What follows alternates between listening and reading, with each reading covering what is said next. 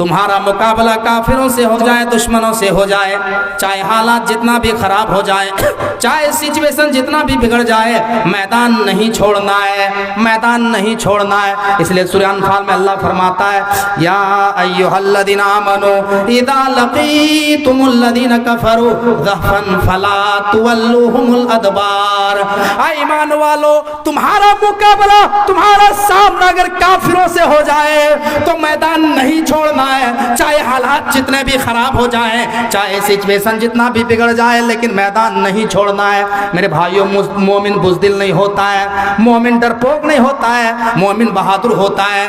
अगर मोमिन बुज़दिल होता, अगर मोमिन के अंदर डरपोक पैदा होता है, मोमिन अगर मेरे भाइयों डरपोक होता तो इस्लाम की दौलत हम तक नहीं पहुंचती जो पहुंचा है, इस्लाम हम तक नहीं पहुंचता जो पहुंचा है। गौर करो, जो इस्लाम का जो सबसे पहला युद्ध होता है, जो इस्लाम की जो सबसे पहली लड़ाई होती है, जो इस्लाम की पहली जंग होती है, जिसको पूरी दुनिया जंगे बदर के नाम से जानती है, जिसको पूरी दुनिया के लोग जंगे बदर के नाम से जानते हैं। जंगे बदर में क्या मामला है? जंगे बदर के मैदान में मुसलमानों की तादाद बहुत ही कलील है, 313 की तादाद है। मुशरिकीन मक्का की तादाद 1000 है। हथियारों से लैस है, खाने पीने के सामान है, तीर है, तलवार है, घोड़े हैं, नेज़े हैं, ढाल है। और मुसलमानों के पास तीर है तो चलाने के लिए कमान नहीं है, कमान है तो तीर नहीं है, खाने पीने की कमी है। बूढ़े बच्चे जवान मर्द औरतों को जोड़ा गया तो 313 की तादाद में है। जरा गौर करो, ऐसे माहौल को, ऐसे मौके पर इमाम कायनात जनाब मोहम्मद रसूलुल्लाह सल्लल्लाहु अलैहि वसल्लम सजदे में गिर जाते हैं और अल्लाह से दुआ करते हैं, ऐ अल्लाह,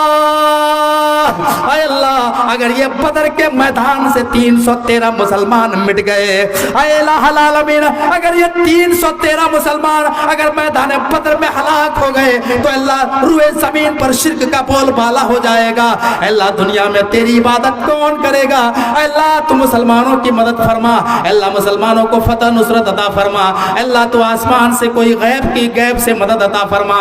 जानते हो, अल्लाह तबारक व तआला ने नबी अकरम की दुआ को एक्सेप्ट किया और अल्लाह ने आसमान से फरिश्तों को नाजिल किया, फरिश्तों की फौज उतारी, 1000 फरिश्तों को अल्लाह ने आसमान से नाजिल किया और जंगे बदर में मुशरिकीनों को गाजर मूली की तरह काट के रख दिया। 70 काफिर कत्ल किए गए और 70 काफिरों को अरेस्ट करके पकड़ के ले आया गया। मेरे भाइयों, अल्लाह कुरान में कहता है, वलक़द नसरकुमुल्लाहु बिबद्र, तहकीक कि हमने बदर के दिन जंगे बदर में हमने आसमान से मलाइका उतार करके मोमिनों की मदद फरमाई।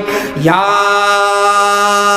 तो युयम भुवम देवाश्वम शावत्रणेरतः, कल की पुराण में कहा गया कि अंतिम महर्षि की मदद के लिए, कल की अवतार की मदद के लिए आकाश से देवा उतरेंगे, आकाश से फरिश्ते उतरेंगे। देवा माने फरिश्ते। अल्लाह के नबी की मदद के लिए जंगे बदर में अल्लाह ने 1000 फरिश्तों को नाजिल किया और मुशरिकीन मक्का को गाजर मूली की तरह काट के रख दिया। और जंगे हुनैन में अल्लाह ने फौज दर फौज मलाइका उतारे और मोमिनों की मदद फरमाई। मेरे भाइयों, अगर मुसलमान जंगे बदर में ये सोच करके भाग जाते कि हम तादाद में कम हैं, हम कलील में हैं, ये तादाद में बहुत ज्यादा है, चलो अब भागने में कामयाबी है, अब तो हम चटनी बन जाएंगे। नहीं नहीं मेरे भाइयों, कुरान कहता है, ऐ ईमान वालों, तुम्हारा सामना अगर काफिरों से हो जाए, दुश्मनों से हो जाए मैदान में, तो मैदान छोड़ के नहीं भागना है। और आगे अल्लाह फरमाता है, और अगर तुमने मैदान छोड़ के भाग गया तो अल्लाह कहता फ़क़द बाअ बिग़ज़ब मिन अल्लाह, तो अल्लाह का गजब नाजिल हो जाएगा, अल्लाह का गुस्सा तुम्हारे ऊपर नाजिल हो जाएगा। हाँ, तो छठा सबसे बड़ा गुनाह है कि मैदान जंग में पीठ फेर के भाग जाना, ये छठा सबसे बड़ा गुनाह है। आखिरी चीज बयान करके हम बात को इंशाल्लाह खत्म करेंगे। नंबर 7, अल्लाह के नबी फरमाते हैं, वक़ज़फ़ुल मुहसनातिल गाफ़िलातिल मुमिनात, अल्लाह के नबी फरमाते हैं कि 7वां सबसे बड़ा गुनाह ये है कि किसी पाक दामन मोमिना औरत पर, पाक दामन बेकसूर औरतों पर तुम जिना का इल्ज़ाम लगाओ, बदकारी का इल्ज़ाम लगाओ। ये 7वां सबसे बड़ा गुनाह है, सबसे बड़ा गुनाह है।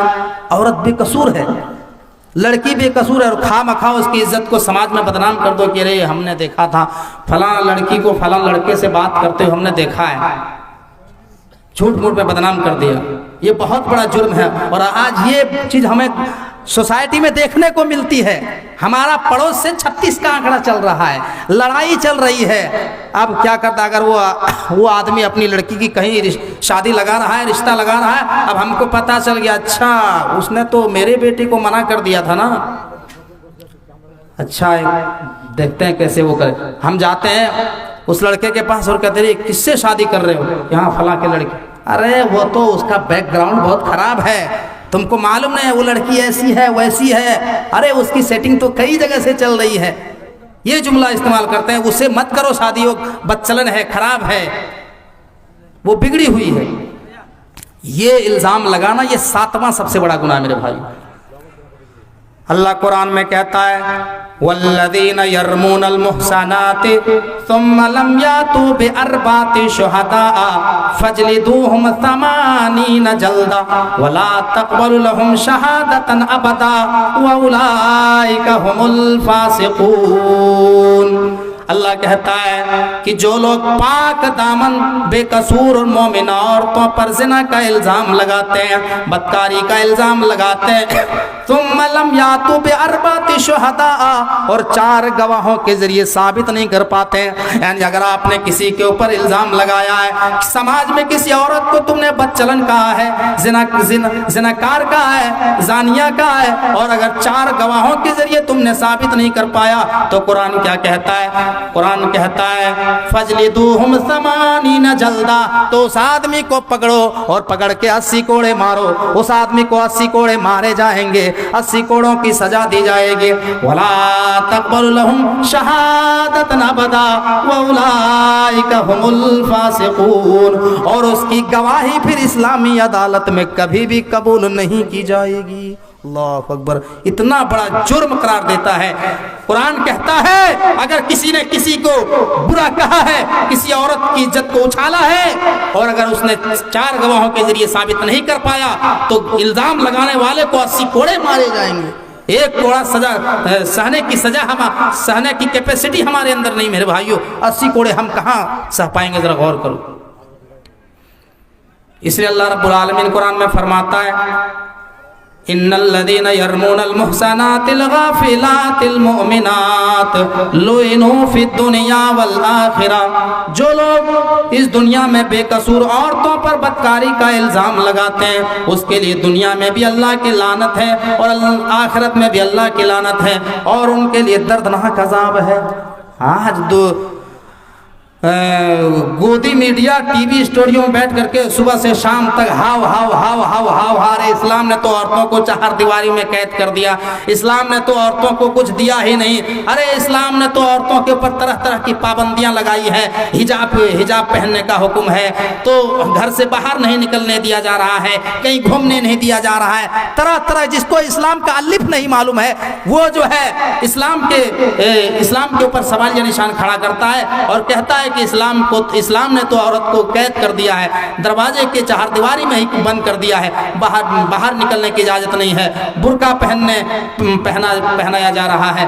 मेरे भाइयों, इस्लाम ने औरत को रिस्पेक्ट दी है, इस्लाम ने औरत को इज्जत दी है जो किसी धर्म के अंदर नहीं दी, किसी धर्म के अंदर नहीं दिया है। वरना इस्लाम के आने से पहले इस दुनिया में औरत की हैसियत क्या थी? इस दुनिया में औरत की कोई हैसियत नहीं थी।